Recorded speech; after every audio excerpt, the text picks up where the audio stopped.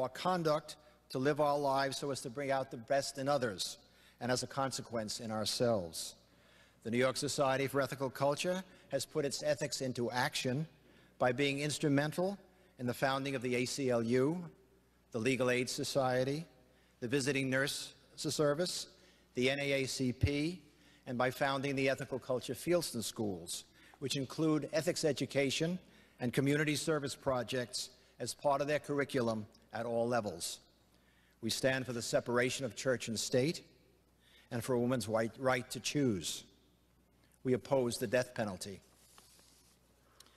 An ethical choice based on reason requires as much knowledge of the truth as possible. This knowledge is best gained using the principles of scientific inquiry. The New York Society applauds Ms. Joan Mellon for her search for the truth about the Kennedy assassination. While not necessarily endorsing all of her conclusions, we are happy to provide this forum for her to present her views to you. Joan Mellon is a professor of English and creative writing at Temple University. She's the author of 17 books on subjects ranging from film criticism, fiction, and Latin American studies to crime, sports, and biography. Her biographies, Kay Boyle, author of Herself, and Hellman and Hammett were the New York Times Notable Books of the Year. She's a frequent contributor to the Baltimore Sun and has written as well for the New York Times, the Philadelphia Inquirer, the Los Angeles Times, and other publications. Her most recent book, which will be available for purchase and signing later, A Farewell to Justice, Jim Garrison's Investigation, JFK's Assassination, and the Case That Should Have Changed History, is the subject of tonight's discussion. Her over 7 years of research into this subject will be obvious to you in just a few moments. She will be also happy, after the presentation has been made, to respond to your questions. Society members will be available to pick up cards that have been provided for that purpose. And now, Professor Mellon.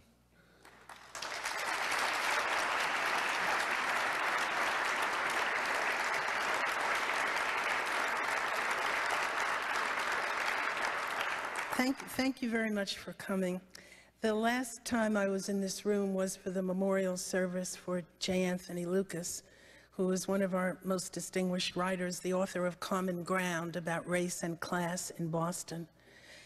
And Tony, during the course of his distinguished career, had a considerable conflict with one of the institutions that I'll be talking about in a few moments, the New York Times. So when I think of this, when I come into this room, of course, I think of Tony. My book is about the Kennedy assassination. It began as a biography of Jim Garrison. For those who don't remember and who don't even remember Oliver Stone's movie, he was district attorney of Orleans Parish, a place that no longer exists. And he remains the only public official ever to have brought anyone before the bar of justice for participation in the conspiracy to murder President Kennedy.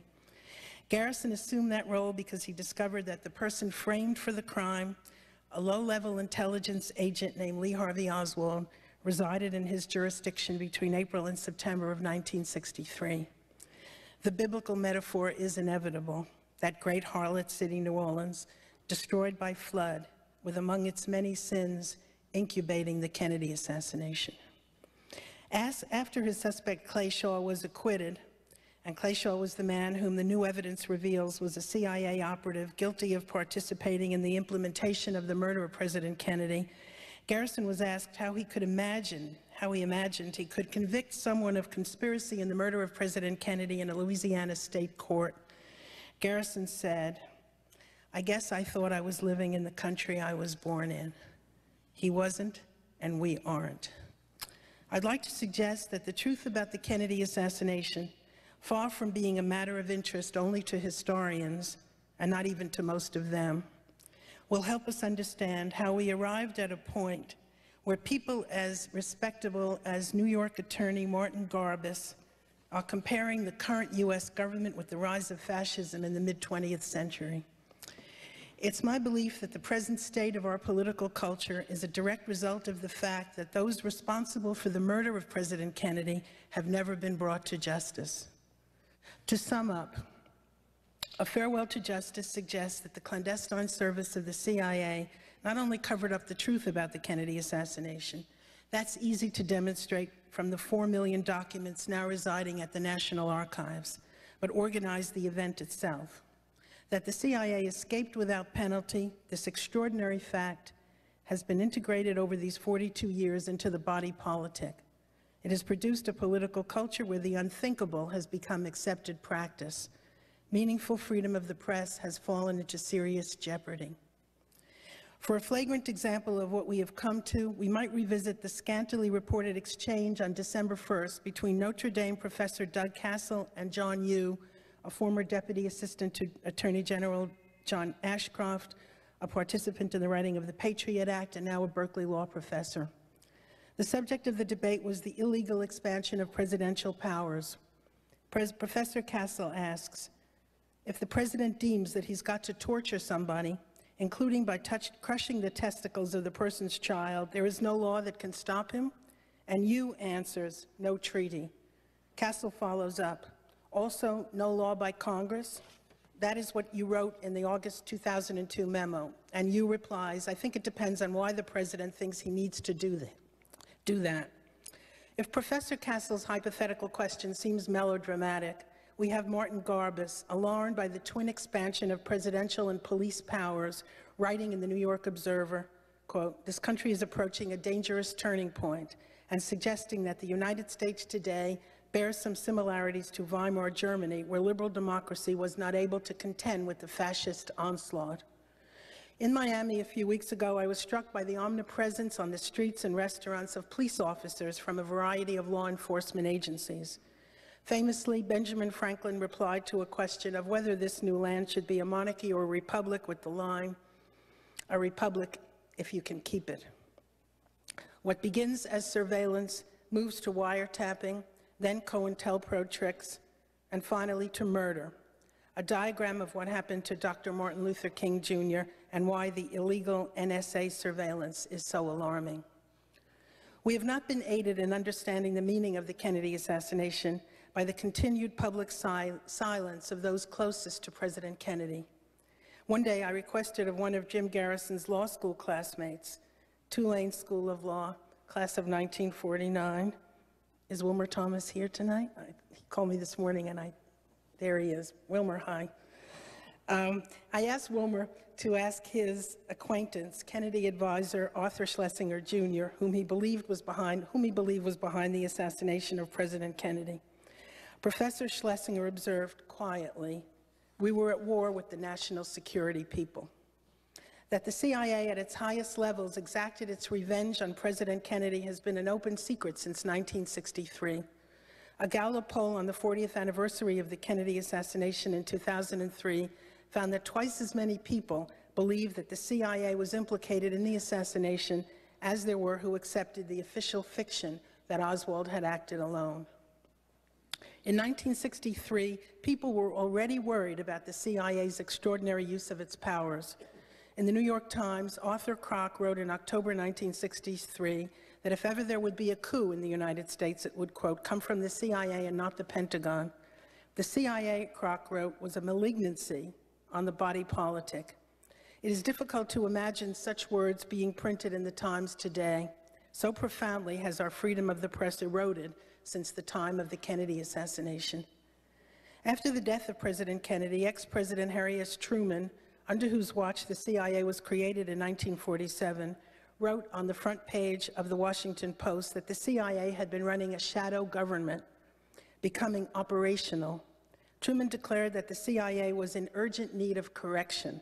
Brazenly, Allen Dulles at one point even told a reporter, Allen Dulles, of course, was Director of Central Intelligence, even told a reporter to think of the CIA as, quote, the State Department for unfriendly countries. The CIA's policy making also involved interference in the electoral process in France and Italy, funneling money to certain political parties. In Italy, it was the Christian Democrats, whom the CIA funded in an effort to prevent a coalition of socialists and communists from taking power. The assassination of Prime Minister Aldo Moro was connected to that CIA campaign. At the time of the assassination, Charles de Gaulle remarked that John F. Kennedy, whom he admired, had died as a result of an intra-government conflict, a situation not uncommon in many countries.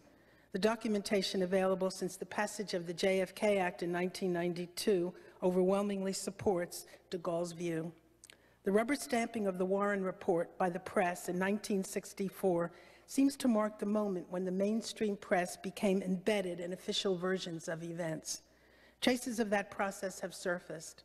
In April 1967, the CIA issued a memo, available now at the National Archives, I wish the New York Times would read it, instructing friendly reporters on how to reply to challenges to the Warren Report, recommendations that have resurfaced in the past few years in a renewed set of attacks on Jim Garrison a decade after his death.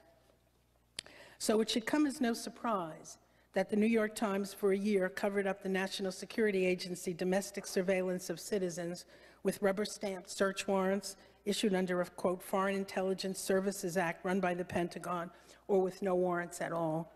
Only when their own reporter was about to publish a book detailing the evidence did the Times run that story. It should be horrifying that the congressional debate about the Patriot Act has been not whether there should be a government capability, but how long it should be extended. Ponder the Times' treatment of Jim Garrison and later of Oliver Stone, who dared to make a film with Jim Garrison as its central character. When Garrison's first book, A Heritage of Stone, appeared in 1969, John Leonard gave it a positive review in the Daily Times. In his final paragraph, Leonard recounted a few of Garrison's challenges to the Warren Report. Something stinks about this whole affair, Leonard writes. Why were Kennedy's neck organs not examined at Bethesda for evidence of a frontal shot? Why was his body whisked away to Washington before the legally required Texas inquest? Why? By the next edition, Leonard's final paragraph had vanished. A third of a column slid down the memory hole. And one of the people Jim Garrison liked to invoke often was George Orwell. And in fact, he nicknamed one of his investigators Winston Smith. Of course, most people didn't recognize where the reference came from. Leonard's review now closed with these words: frankly, I prefer to believe that the Warren Commission did a poor job rather than a dishonest one. I like to think that Garrison invents monsters to explain incompetence. It was an extraordinary example of management censorship of a book review. To this day, as I said, the Times tolerates no factual challenges to the Warren Report. They appear to be the only people who still believe that Lee Harvey Oswald was responsible for the death of President Kennedy. I spoke in Clinton, Louisiana last month at the oldest working courthouse in the United States. The judge who introduced me asked the audience how many people believe that Lee Harvey Oswald was guilty. Not a single hand went up. The audience knew the Warren Report was nonsensical because it was in East Feliciana Parish, in the little hamlets of Clinton and Jackson, that Oswald appeared in the company of Clay Shaw and a CIA contract pilot named David Ferry, played by Joe Pesci in Oliver Stone's movie, in the late summer of 1963, 3 months before the assassination. In the audience were actual witnesses, including the barber who cut Lee Harvey Oswald's hair. That the Warren Report could so flagrantly lie and present itself as a homicide investigation while doing virtually no investigation at all, neither Clay Shaw nor David Ferry were interviewed for the Warren Commission, inspiring Jim Garrison's quip, they didn't call anyone who was involved, has resulted in other presidential commissions taking similar liberties with the truth. I wrote an op-ed piece comparing the deliberate ignoring of crucial information by the 9/11 Commission with a similar failure to investigate a key lead by the Warren Commission. It began with the information released by Lieutenant Colonel in Army Intelligence, Tony Shaffer, that the Able Danger Intelligence Unit had identified Mohammed Atta, I'm sure people know about this story by now, and other accused hijackers as part of a cell of al-Qaeda operating in the United States at least a year before 9/11. Colonel Shaffer had wanted this information to go immediately to the FBI, only for Defense Department lawyers to forbid Able Danger from contacting the Bureau. The New York Times buried this extraordinary information 2/3 of the way into the paper. The Washington Post ran a Pentagon denial, period. Information has to get out, and I think we have to account for why some of these things weren't looked at as part of the overall report, Colonel Shaffer said on NPR. Shaffer then revealed something else. He had presented the findings of the Able Danger team to Philip Zelikow, that same executive staff director of the 9/11 Commission who has defended the recent attacks on Jim Garrison as a dupe of the KGB. Zelikow saw to it that the Able Danger information never appeared in the 9/11 Commission report and went on to deny that he was given the information. He now works on the staff of Condoleezza Rice. One might ask, could Zelikow and company have gotten away with denying the reality of a cover-up of vital information about 9/11 if we had demanded the truth from the Warren Commission? I sent my op-ed piece to 34 newspapers. Only one would print it, the Key West Citizen. What has all this to do with the Kennedy assassination per se? I'm suggesting that demanding the truth about the Kennedy assassination, even at this late date, is a step toward restoring our basic freedoms. The discourse needs to go even further than pointing to who planned and who implemented the crime. Was the CIA acting alone on its own behalf? Well, whose interests did the agency serve in 1963? Because the CIA, eviscerated by George W. Bush, was a very different institution from the agency that waged war against President Kennedy.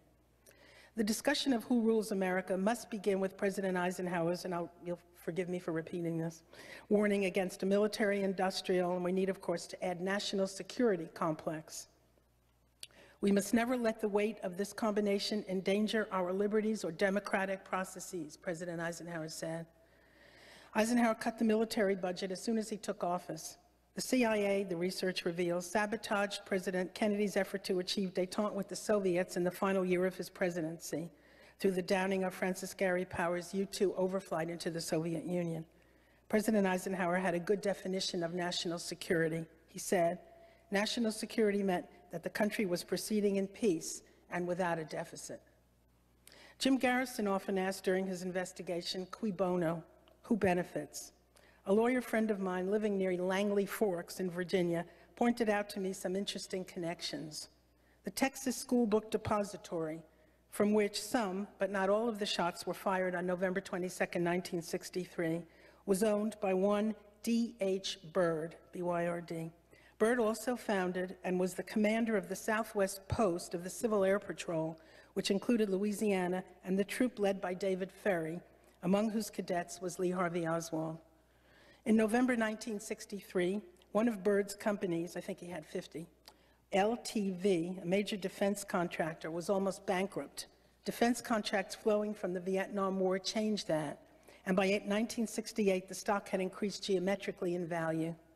Meanwhile, we know that President Kennedy opposed vehemently a protracted ground war, and that as soon as he was dead, Lyndon Johnson dispatched thousands of troops to Vietnam. Among D.H. Byrd's associates was a man named Neil Mallon, the Skull and Bones classmate of Prescott Bush. Mallon headed a company called Dresser Industries, and it was Dresser which sent George H.W. Bush, his friend's son, west to Texas in 1949. It was from Mallon that the first President Bush named one of his sons. Mallon built Byrd's barite plant in Mexico, barite, a product involved in oil drilling. By the way, I got an email today talking about the Mexico holdings of two companies, Halliburton and Schlumberger, both of which figure in the story. Dresser Industries was bought by Halliburton in 1998, and at that time, the Kellogg subsidiary of Dresser became part of Brown & Root. Brown & Root itself had been bought by Halliburton in 1962, the year before President Kennedy's death. It is less well known that Brown & Root profited not only from the war in Iraq, but first from Vietnam. Having recognized the role of Brown & Root and discovering that George Brown was a CIA asset, as the CIA's own released documents confirm, Jim Garrison hoped to investigate Brown's role. Was the CIA acting on behalf of President Eisenhower's military-industrial complex? As a matter for further research, the intelligence connections of the Bushes date from before the very founding of the CIA. The agency's mandate was outlined in 1946 by Robert A. Lovett, who was a partner of Prescott Bush at Brown Brothers Harriman. Not least, as readers of The Nation magazine know, and many I hope are here, after the Kennedy assassination, the FBI was enlisted to brief CIA asset George Bush. And by the way, the first President Bush always denied when he was appointed Director of Central Intelligence that he ever before had a role in the CIA. CIA was briefing the George Bush and not a low-level man in the agency by the same name, as was at first claimed. on the reaction. The topic was the reaction of the Miami anti-Castro community to the Kennedy assassination. To the general observation that the CIA represented the interests of the oil defense industries and the Pentagon must be added another motive for the involvement of the CIA in the assassination. Almost from the moment Kennedy took office, a conflict raged between the president and the CIA. Once Kennedy refused to be blackmailed by the CIA into a full-scale invasion of Cuba at the time of the Bay of Pigs, de Gaulle's inter-administration war erupted. The clandestine service of the CIA pushed for an invasion of Cuba. President Kennedy declined and went on to fire the Director of Central Intelligence, Allen Dulles, who reemerges as the central figure in the Warren Commission. We all know that. Throughout Kennedy's brief presidency, the CIA treated him as an enemy. They withheld information which included details about the Soviet missiles in Cuba. Also concealed from President Kennedy were the CIA's continued assassinations and attempted assassinations of foreign leaders. John F. Kennedy, in turn, sought to rein in the CIA and to limit the scope of its activities, including reducing the powers of the Director of Central Intelligence. He intended to transfer the Overflight U-2 program from the CIA to the Strategic Air Command. He intended to cut the CIA budget. He sent, I discovered, Richard Goodwin down to No Name Key to ask the soldiers of fortune training there to take over Radio Swan, the CIA station, on behalf of the president. They declined. And one of the soldiers of fortune down there said to, his name was Gerald Patrick Hemming, said to me, John F. Kennedy was the last president who thought he could take power. Kennedy threatened the existence of the agency as they knew themselves. Richard Reeves, in his very honest biography of John F. Kennedy, quotes the president repeating over and over again, I've got to do something about those CIA bastards. Those CIA bastards, I'm going to get those bastards if it's the last thing I ever do. It was the persistent refrain of the Kennedy presidency. The current president has also had his conflicts with the CIA. He, however, has espoused the very policy favored by the CIA under Kennedy, the relentless pursuit of foreign wars. To achieve his end, that war in Iraq, no matter what lie he had to tell to implement it, George W. Bush had to do what Kennedy knew he had to do as well, eviscerate the CIA. So the disinformation was spread that the CIA had fallen down on the job.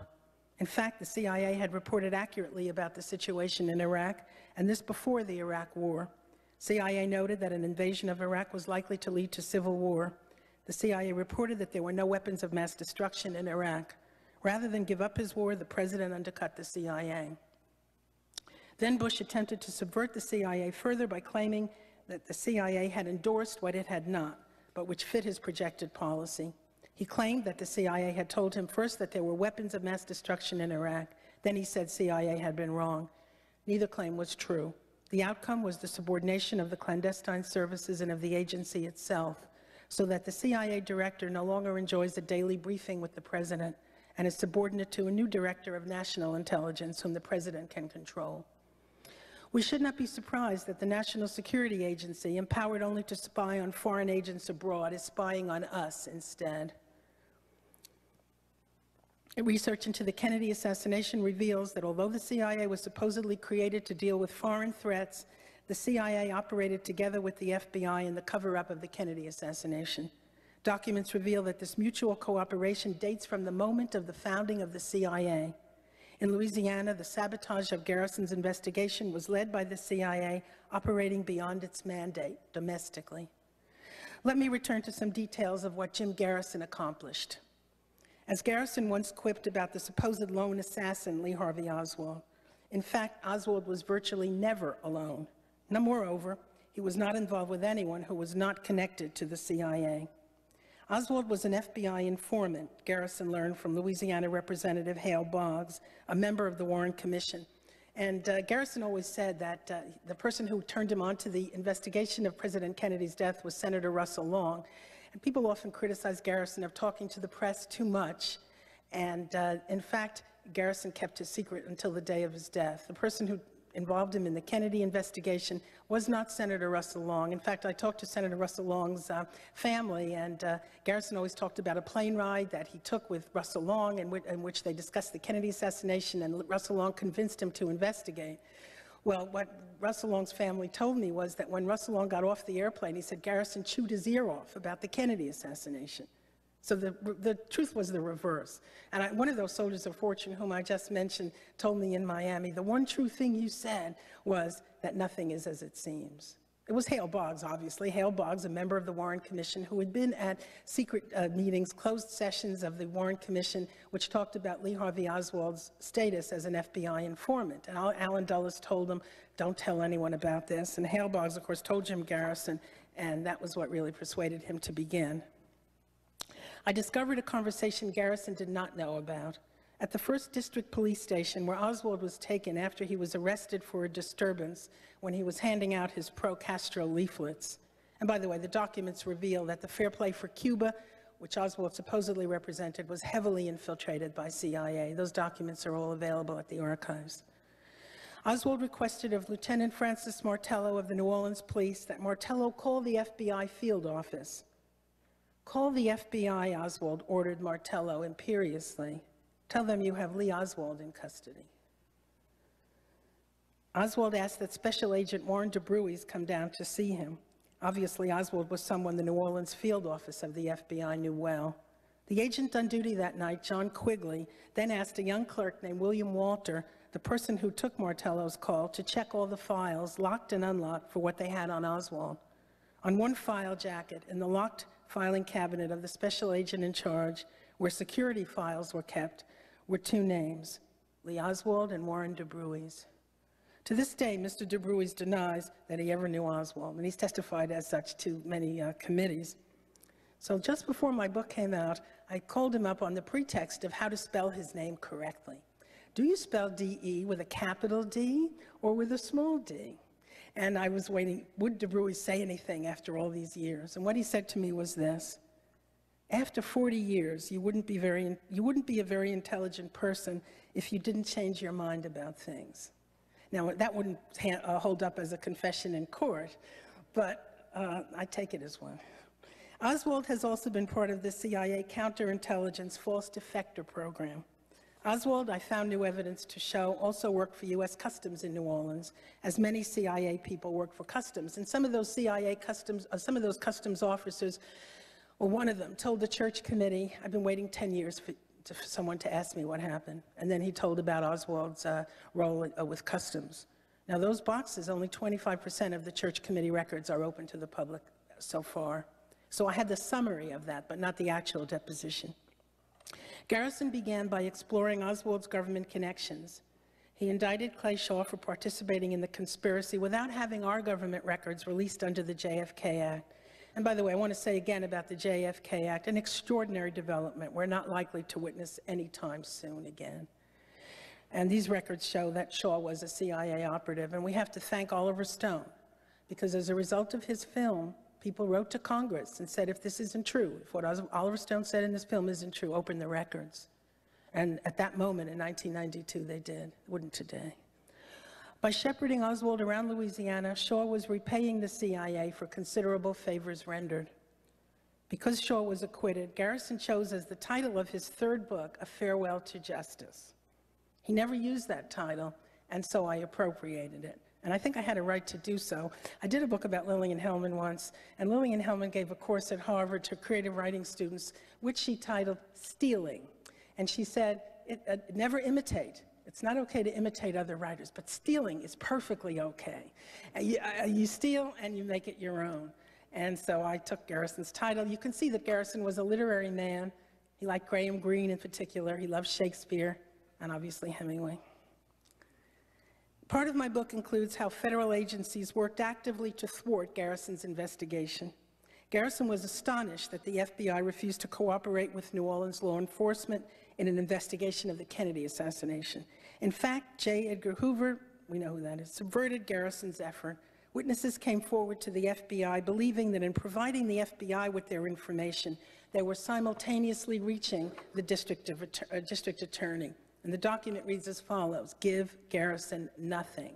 Hoover wrote to all special agents in charge, adding, in reference to the special agent in charge in New Orleans, Robert Reitmeyer, quote, tell Reitmeyer that I want him and all personnel in New Orleans to keep their mouths shut.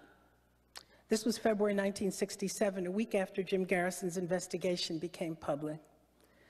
Bobby Kennedy's right-hand man, Walter Sheridan, had spearheaded the blackmail, bribery, and wiretapping that accomplished the conviction of Jimmy Hoffa. The evidence of Walter Sheridan's illegalities in the railroading of Jimmy Hoffa is chronicled in Fred Cook's brilliant three-part series in The Nation magazine. A further irony is that Chief Justice Earl Warren, enlisted by Lyndon Johnson to rubber stamp the preordained conclusion that Oswald murdered President Kennedy, wrote what seems to me a brilliant dissent when the U.S. Supreme Court affirmed the Hoffa conviction. I asked a friend of mine, I say this, I asked Richard A. Posner, well, do you agree with me about Earl Warren's dissent there? And I have to tell you, he did not. He did not. Bobby Kennedy then sent Sheridan to New Orleans, as Sheridan freely admitted, to destroy Jim Garrison. That same national security agency spying on American citizens today spawned Walter Sheridan, who was also cleared for service with FBI and CIA. Sheridan personally telephoned the governors of several states to ensure that Garrison's subpoenaed witnesses not be extradited back to the state of Louisiana. Not a single witness was returned to New Orleans.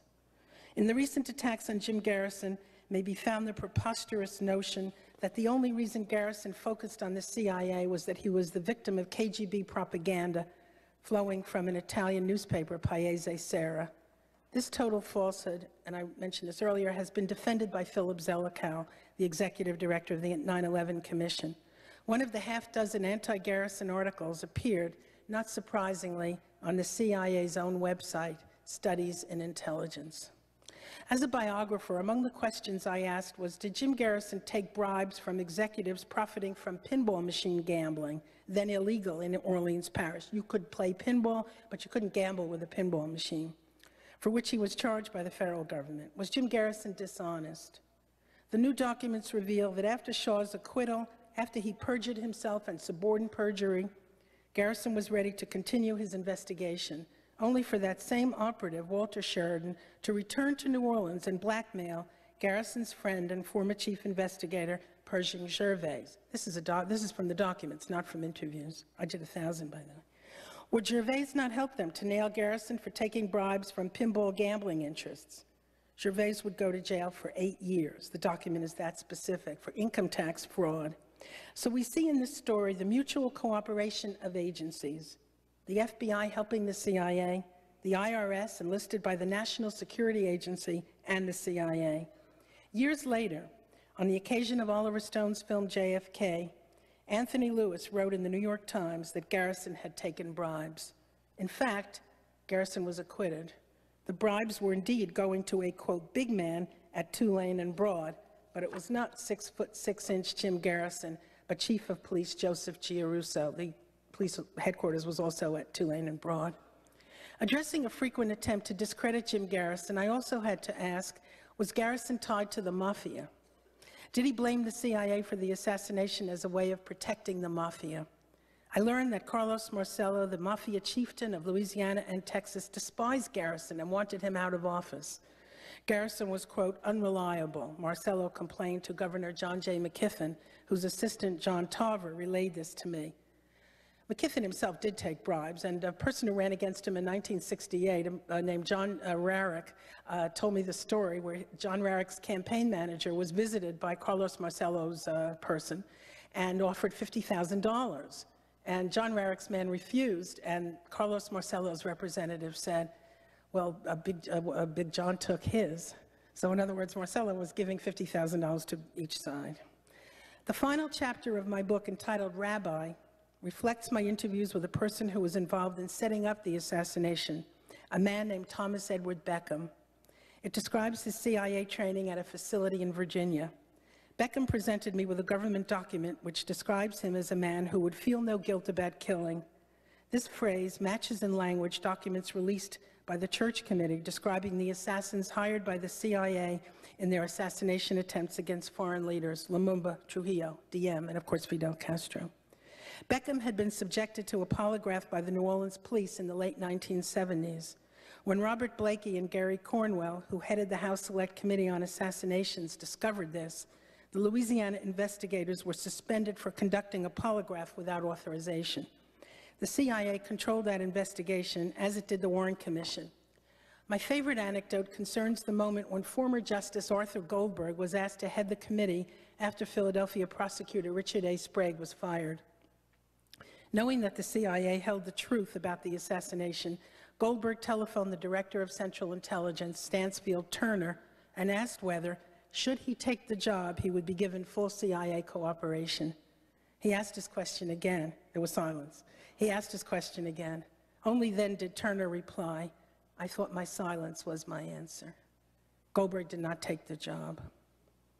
My final question came at my last interview in Miami in June of 2005. It was one that also perplexed Jim Garrison. Why did Bobby Kennedy try to sabotage his investigation through Walter Sheridan? I interviewed a Cuban close to Robert Kennedy who revealed that Robert Kennedy had Oswald under surveillance in New Orleans during the summer of 1963. Like Professor Schlesinger, Robert Kennedy looked first to the CIA for responsibility in the murder of his brother. On the day of the assassination, Bobby confronted John McCone, the Director of Central Intelligence, with this question: did the CIA kill my brother? He told Harry Ruiz Williams, one of the Cubans working for him, confirming his prior awareness of Oswald, "One of your guys did it." And it was not a question, but a statement. Wanting to be certain, Bobby sent that same Walter Sheridan to Dallas to find out if the Mafia had planned the crime. They had not. Bobby also asked a Mafia-connected Chicago lawyer, Julius Drasnin, who worked for the NLRB, the same question. The answer, as Drasnin reported to Walter Sheridan, was that the assassination was not a Mafia hit. Years later, Sheridan would testify under oath that the Mafia was behind the assassination. He knew better. It was in the circles of the anti-Castro movement that Bobby Kennedy moved, his aim to protect the life of his brother from some Cubans still furious about the Bay of Pigs.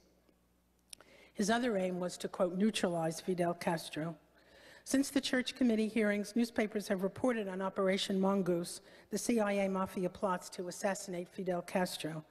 Bobby Kennedy's separate efforts have been less widely publicized, but I have it confirmed from many people, including Ramsey Clark. It was in this Miami research that I discovered my parallel between the cover-up by the 9/11 Commission of the Able Danger information and a similar set of facts that faced the Warren Commission in its closing days.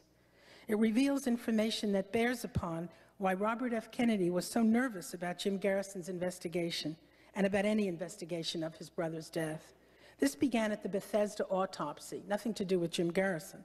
One of the doctors, Pierre Fink, testified for the defense in New Orleans at State of Louisiana versus Clay Shaw that the Kennedy family had asked that the trajectory of the president's wounds not be examined. If my brother were killed, Garrison said, I would be interested in getting the individuals involved, no matter who they were. Garrison made this statement on national television, exasperated by the persistent question by news people, if you're on the right track, why isn't Bobby Kennedy helping you? Late in its deliberations, the Warren Commission discovered that Lee Harvey Oswald had visited a Cuban exile and former law student named Sylvia Odillo in Dallas in late September 1963. During the weekend of the assassination, Mrs. Odillo and her sister Annie both at once identified Oswald as the man who had visited them in the presence of two Cubans, whom Sylvia Odillo would never identify. Mrs. Odillo testified before the Warren Commission. She said that the day after that visit, one of the Cubans had telephoned her, and in the course of the conversation remarked that Leon Oswald had said President Kennedy should have been assassinated after the Bay of Pigs, and some Cubans should have done that. It's so easy to do it, indicating both foreknowledge of the assassination and that Oswald was being set up. The Warren Commission never adequately investigated this information. They certainly didn't call Leopoldo, the man who phoned Sylvia Odillo, just as the 9/11 Commission didn't feel obliged to investigate the Able Danger documents.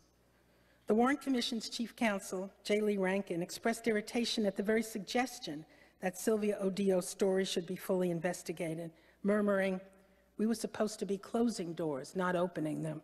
Years later, Rankin was bitter that the FBI and CIA had concealed vital information from the Warren Commission. Deposed in the late 1970s by the House Select Committee on Assassinations, Rankin admitted that he regretted that he had taken the CIA's word that Oswald was never a CIA agent. Invited to ask if he had anything further to say, this was after the questioning, Rankin had a question for the lawyers and committee members in the room.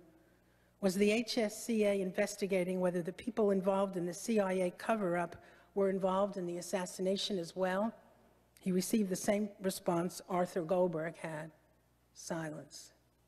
The Warren Commission lacked a context in which to evaluate the incident of Oswald visiting Sylvia Odeo because the FBI and CIA both, on the instruction of Chief of Counterintelligence James Angleton, concealed the CIA's history of attempts to assassinate Fidel Castro, now a matter of public record. In my pursuit of the question of why Bobby Kennedy tried to sabotage Jim Garrison's investigation, Garrison used the word torpedo. I studied the minutes of the President's Foreign Intelligence Advisory Board, I recommend that to all researchers, and the Church Committee papers. I tried to interview Cubans who worked closely with the Attorney General, and this is some of what I discovered, and then I'll close. Bobby Kennedy had assembled a team of anti-Castro Cubans. One, Manolo Rebozo, is now living in Nicaragua, having married into the wealthy Somoza family. Another, Manuel Artime, is dead. But I did find a man named Angelo Morgado, a man so devoted to the Kennedys that at his citizenship hearing, he changed his name from Morgado to Kennedy in homage to a person whom he admired, that is Bobby. If you look you won't find him in the Miami telephone book. Angelo told me that Bobby's instructions to his special team were twofold. One aim was to find a means of getting rid of Fidel Castro. Bobby's other aim was to protect his brother. He sent these Cubans to New Orleans, moving among, as Angelo puts it, Castro's agents, double agents, and Cubans working for the CIA. They hoped to, quote, neutralize a future assassin. In New Orleans, Angelo Morgado ran into Lee Harvey Oswald, who was moving among the anti-Castro community. He put Oswald under surveillance. When I mentioned that I had discovered Oswald's acquaintance with an anti-Castro Cuban named Juan Valdez, and of course he laughed, that couldn't possibly be anybody's real name, who worked at Clay Shaw's International Trade Mart, Angelo was dubious. How could that be? He knew everyone Oswald was acquainted with, and he didn't know of this man. That's how close to Oswald they drew. Scrutinizing Oswald and reporting back to Bobby, his team discovered that Oswald was an informant for the FBI. Learning this, Bobby reasoned, if the FBI is controlling him, he's no problem. Bobby underestimated the role Oswald had been induced to play in the murder of his brother and ceased to make him a major target of his concern.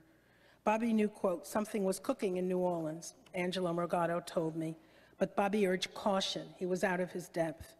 In September, it was Angelo and a fellow veteran of the Bay of Pigs who traveled from New Orleans to Dallas to visit Sylvia Odeo. Angelo believed they were there to marshal help for the anti-Castro efforts and talked about buying arms to support anti-Castro efforts within Cuba.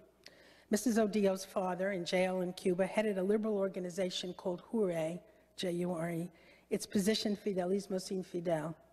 Angelo believed that he could trust his companion, referred to in the Warren Report as Leopoldo, because not only was he a fellow veteran of the Bay of Pigs, but his brother was running for mayor of Miami.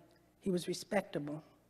The next day, out of Angelo's hearing, and that's very important, out of Angelo's hearing, Leopoldo phoned Mrs. Odeo to tell her how Leon Oswald had talked about the need to murder President Kennedy. Leon is kind of nuts, Leopoldo stated, setting up Oswald as the patsy. Oswald's mental imbalance forms the conclusion of the Warren Report. Oswald was called Leon a number of times, not least at a gathering at David Ferry's apartment where Clay Shaw and Ferry, Garrison's chief suspects, discussed what their alibis would be for November 22nd. At Sylvia Odeo's, Angelo used his true given name, Angelo Morgado. Leopoldo was an alias. Placing Oswald in the company of so close an associate of Bobby Kennedy in an incident that points to foreknowledge of the assassination, as well as the framing of Oswald, created the trap that would silence Bobby forever. Bobby asked his aide, Frank Mankiewicz, whether, quote, any of our people were involved, and Mankiewicz told me he had asked himself, did you think there might be? Angelo, meanwhile, had been betrayed by a companion he believed he could trust, a man not so much assigned to the overthrow of Fidel Castro, as Angelo believed, as he was to arrange for Oswald to be blamed for the murder of the president. Leopoldo was a Cuban named Bernardo de Torres. A virtual flood of documents reveals that he was an asset of both the CIA and military intelligence. When he was subpoenaed before the House Select Committee, CIA arrived on the day de Torres was deposed to insist that he be granted immunity. The CIA so totally controlled that committee that they agreed to the CIA demand that de Torres would not be questioned about the period of time leading up to the Kennedy assassination. Both the Warren Commission and the HSCA buried what they knew about Oswald's participation in anti-Castro activities, information that would have led directly to the role of the CIA in the assassination. I believe that we are now suffering the consequences of allowing lies about what happened to President Kennedy to remain unchallenged. The consequence of the public not demanding that the murder of the head of state be properly investigated has led directly to the current undermining of the integrity of our democratic institutions, not least the press. An obvious consequence of the obfuscations of the Warren Commission and the House Select Committee has been the ease with which the 9/11 Commission was able to conceal important truths. I wrote my book to make a small contribution to the need for government accountability and openness, because what is at stake, if I can be grandiose for a second, is democracy itself. And now I'll close with one line. It's a line from Dr. Martin Luther King Jr. from a sermon of 1967, the year before his death. No lie can live forever. Thank you.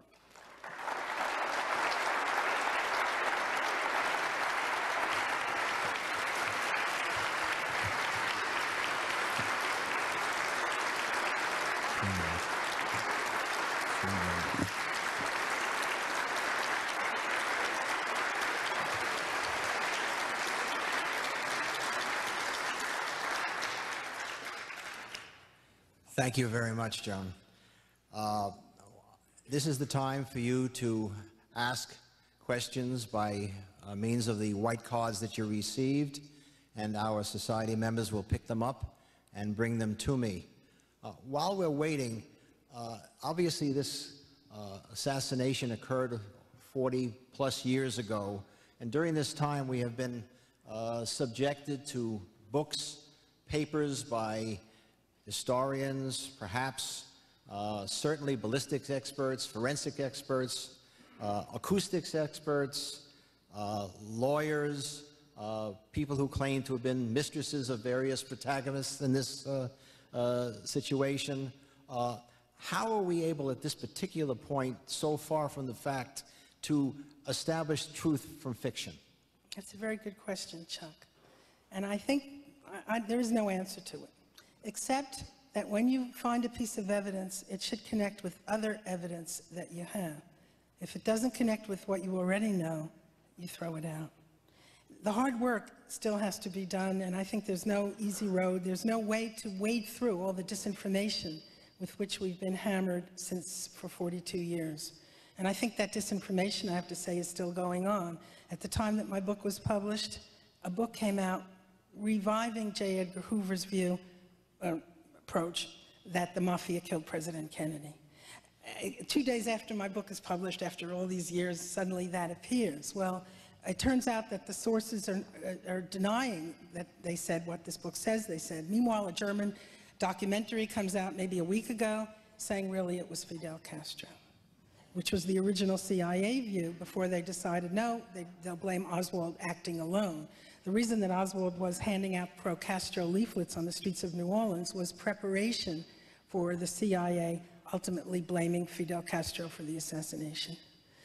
So I don't know what to say to that, except go to the National Archives, look at the documents. Don't trust me or anyone else. My book has all the notes, citing every document that I used.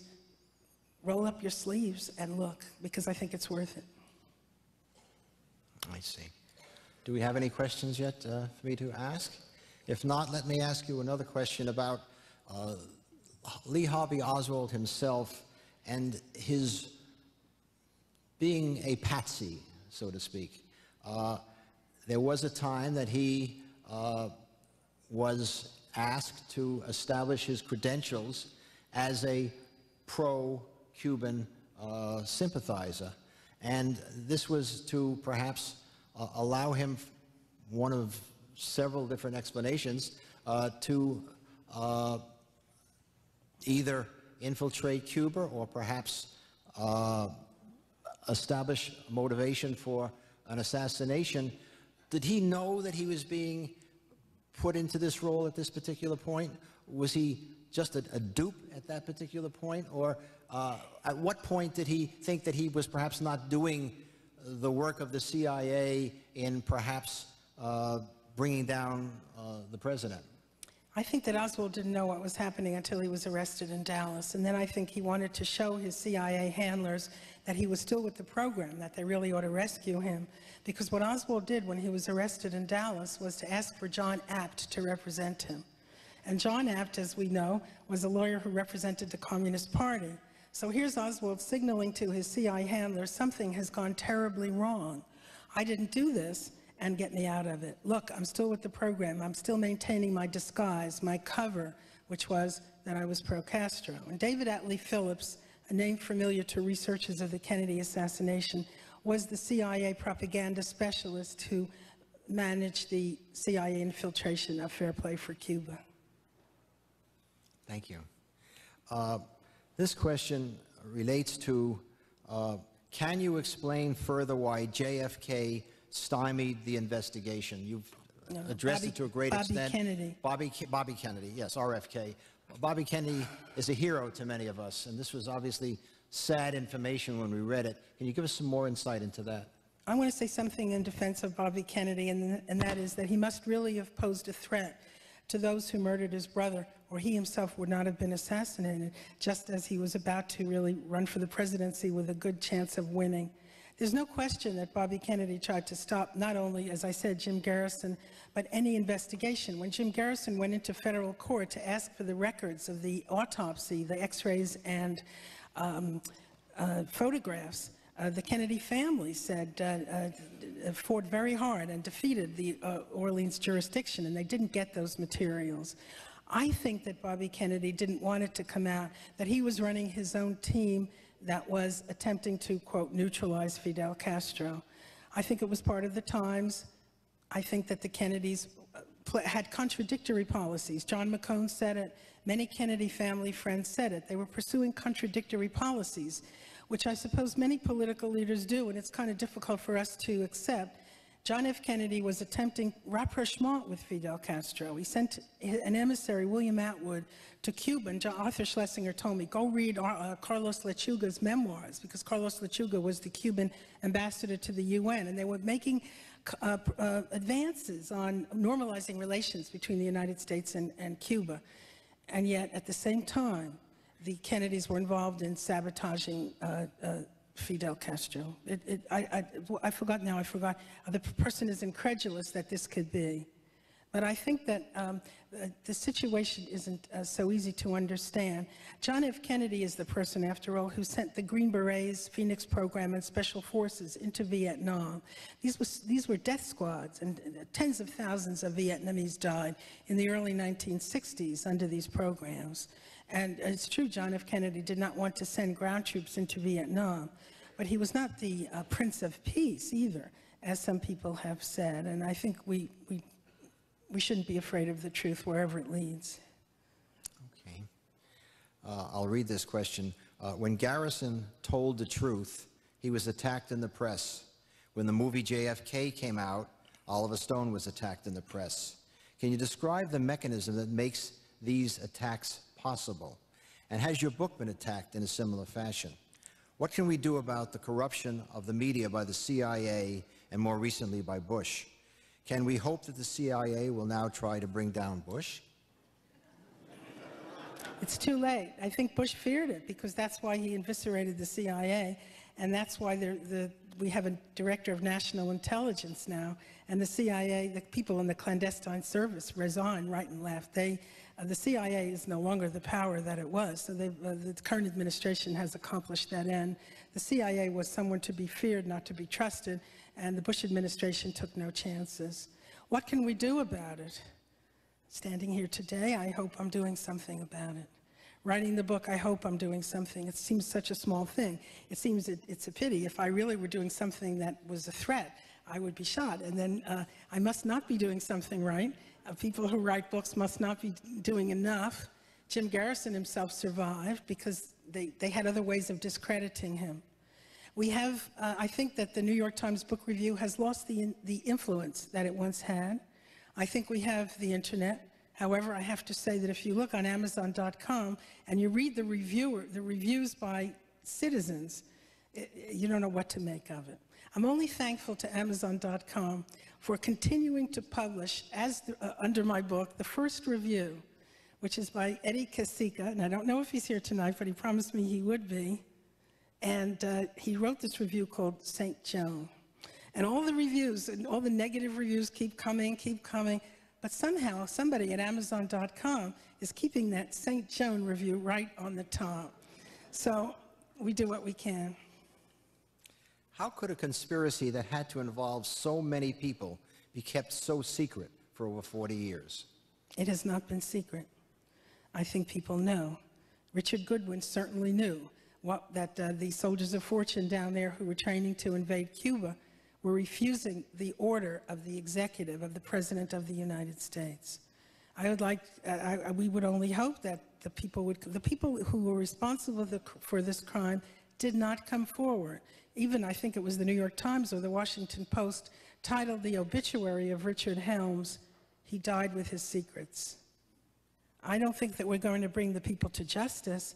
I think what's important for history is to understand what has happened in our country in an effort to try to stop what's happening now, which is shocking, just shocking. The CIA agent in charge of the Bay of Pigs, fired by Kennedy, and the mayor of Dallas were brothers. Was that connection used to facilitate the assassination?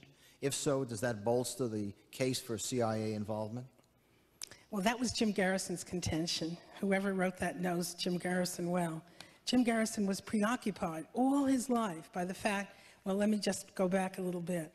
Remember, John F. Kennedy fired Allen Dulles, who was the director of national intelligence, the CIA, director of intelligence.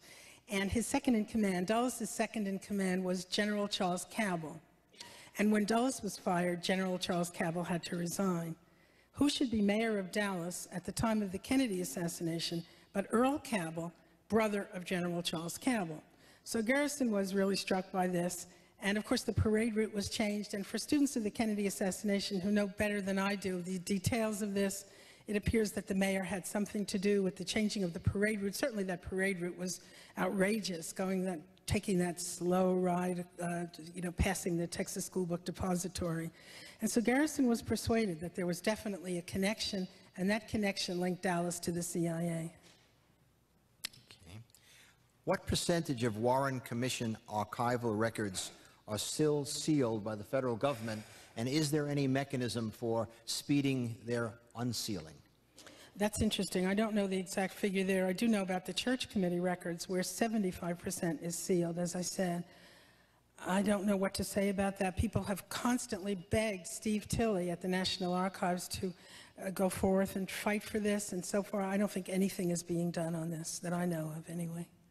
Meanwhile, however, the CIA is continuing to dump documents at the National Archives, and I have a friend who goes 3-4 times a year. Nothing is cataloged, nothing is filed, you don't know what it is, but you wade through the boxes and you can find some very interesting materials. And I think that much is not there. I have one story, and that is that Hunter Leek was the second in command at the CIA field office in New Orleans, and he confided to a reporter in Louisiana that right after the Kennedy assassination, he destroyed many Oswald records that the CIA field office in New Orleans had, and other records he loaded into a U-Haul truck and personally drove to Langley. Now, we haven't seen those records. I have another anecdote that I'll tell you, and that is at the Tulane Library, the special collections of the Tulane Library held the papers of Hale Boggs. And the curator of those special collections, Bill Menere, told me that one day 2 FBI agents walked into the Tulane Library and said they had the permission of Lindy Boggs, and they removed from the Hale Boggs papers all references to the Warren Commission or to the Kennedy assassination. When I heard about this, I filed a Freedom of Information suit to try asking the FBI for the records, and we never got anything from it. Gone. What do you think of McClellan's book that implicates LBJ in the assassination? I don't know what to say about that. I think that we'd have to connect, again, Lyndon Johnson. I think the only evidence in that book that has any relevance is that handprint on the carton in the Texas School Book Depository. And I think even the fingerprint experts have questioned People here maybe know better than I do, whether that handprint is the handprint of this man. I think his name is Wallace, Charles Wallace, and I'm sorry? And Jack Wallace? Mac Wallace, thank you. And is this really true? Now, the fact that there were many murders involved as Lyndon Johnson came to power, nothing connected with the Kennedy assassination, but just many murders, is very interesting. And I recommend that the book, not for what it says about the Kennedy assassination, but for the discussion of the politics of Lyndon Johnson and his ascent to the presidency. I would have liked to have heard more in the book about Jack Ruby. And what were the connections between Jack Ruby and Oswald prior to the assassination? I know you placed them together at various times.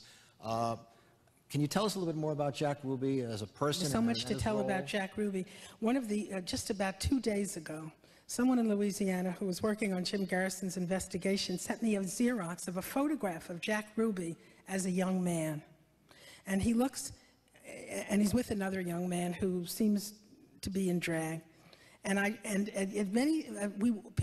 Cherami, who was one of the witnesses in this case, who was murdered in 1965, often spoke, and I have this in my book, of a sexual relationship between Jack Ruby and Lee Harvey Oswald.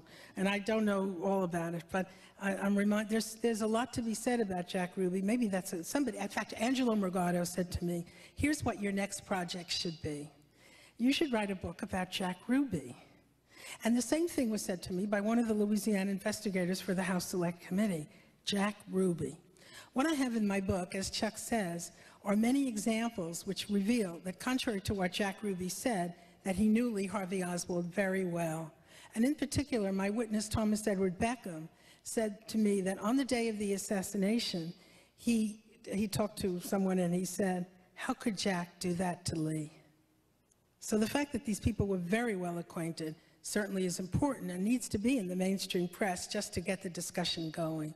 There's a lot to be said. Jim Garrison said that Jack Ruby, and I hope I get it right this time, Jack Ruby was a member of the mafia branch of the CIA. Garrison, by the way, never denied that the mafia was involved in the assassination. The issue was who planned the crime and whose idea was it and who was in control of it. Changing the subject a little bit, who do you think might have planned the attempted murder of General Walker, and who attempted to carry it out? It's dubious whether it was Oswald. I don't know the answer to that. Okay. This is a somewhat esoteric but rather learned question, perhaps beyond me, written by a professor of history at John Jay. Let's see if I can find it. In your research, did the name William Harvey come up in any significant way? Also, how did it go with Doug Brinkley? And can you talk about C.V. Jackson? How did it go with Doug Brinkley? You must have found that on my website, right? Well, Doug Brinkley, the presidential historian, asked me to address his class, which is a class in the history of the Cold War at Tulane. Now, of course, you know that there was no class at Tulane, and it was quite shocking, of course, to see what was left of New Orleans, but Tulane was not what was left. William Harvey was the CIA executioner. He was the person who created executive action programs for the CIA, which meant their murder capability. And the irony of that is that at one point, John F. Kennedy asked the CIA to create an executive action capability, and of course, they had already done so. William Harvey is a very interesting figure. I had a lot of trouble finding a publisher. And finally, I found Potomac Books, Inc., this little publisher in Dulles, Virginia. Well, when I first heard that it was Dulles, Virginia, I thought, oh, these people are, they're under the hand of the CIA. This is impossible. They're going to, and a friend of mine, that same lawyer who lives near Langley Fork, said to me, listen, they'll buy your book, then they'll bury it, and you'll never get published. And this publisher, I think, was very courageous in publishing a book which said that the CIA killed President Kennedy, involved in it, especially since they mostly publish memoirs of CIA officers. And at the moment, they have under contract, what? A biography of William Harvey. So that's what makes me think of William Harvey is a figure in Robert Littell's wonderful novel. Help me, there's this gentleman over here that knows everything. What is the title of Robert Littell's novel about the CIA? The Company, excellent, thank you. In November 2004, I thought the picture of William Harvey in there was quite exact, though. It's not literary fiction, I grant you that. For literary fiction on the subject of the Kennedy assassination, I don't think we could do without Don DeLillo. He's my favorite author. I tell him there's no student of mine in this room that hasn't read Don DeLillo. And I urge you to read Libra, which is his fictional version of Lee Harvey Oswald in New Orleans, written before the release of any of the documents. And also Underworld, which describes the conspiracies in government, including the Kennedy assassination. In November 2004, the New York Times printed a significant article about the modern acoustical analysis of the police belt to determine whether 3 or 4 shots were fired. Do you know any outcome of this acoustical analysis? Well, I'll tell you one thing about the acoustic analysis. The House Select Committee on Assassinations, to which I referred in my talk, Robert Blakey, the professor at Notre Dame, who's been the proponent of the Mafia did it, you've seen him on the History Channel often, he was wanting really, according to Richard Billings, who was the co-author of his book, he wanted really to rubber stamp the Warren Report and to blame Lee Harvey Oswald. At the last minute, what comes but that dictabelt? And the dictabelt shows that at least 4 shots were fired at Dealey Plaza, making it impossible for Oswald to have been the lone assassin. And it was only that dictabelt which said that, there had to be a conspiracy, which was, it seems so open and shut now, but at that time in the late 1970s, that was an important step. Despite everything negative that I've said about the House Select Committee, they did say that there was a conspiracy, and it was the acoustic evidence. And I believe that acoustic evidence, and I've talked to Don Thomas, and I've heard him speak on a number of occasions, and I urge you to go on the internet and find Don Thomas's articles, because they're very persuasive about the acoustic evidence. Naturally, there's been disinformation attempting to discredit the acoustic evidence, what else? But I would really urge you, read Don Thomas, because he's a scientist, he lives in Texas, and he's done very good work on the subject. The writer states, "The fact that sinister elements in the CIA assassinated JFK is incontrovertible. There is evidence that the Mossad collaborated." Would you please comment on this? I have no direct knowledge of that. Okay. One last question. Have you received threats against your life for your work on this book? I have not. I have not been reviewed. I didn't get reviewed in the New York Times. The Washington Post dismissed those people who say there's a conspiracy. The Baltimore Sun, for which I write, gave me the worst review I've ever gotten in my life. The New Orleans Times-Picayune headed their review, "Try and Try Again." And so I'm not expecting the free press to revive itself anytime soon. Before we close, a few things that I found interesting as an ethical culturist in your book. You write about an organization called the Centro Mondiale Commerciale, an Italian organization that was a front for the CIA. And it turns out that the money used to finance this organization was supplied to a great extent by the Seligman banking family in Basel. It then says that, it quotes, my parents were very interested in Permindex, which is one of their organizations. Peter Seligman Search wrote to Clay Shaw. Now, for those of us in ethical culture, I'd like to quote a paragraph written by Howard Radist, one of our former leaders, who says, "During the winter of 1877, Joseph Seligman announced that the Society for Ethical Culture was to be organized. Seligman, a founder of the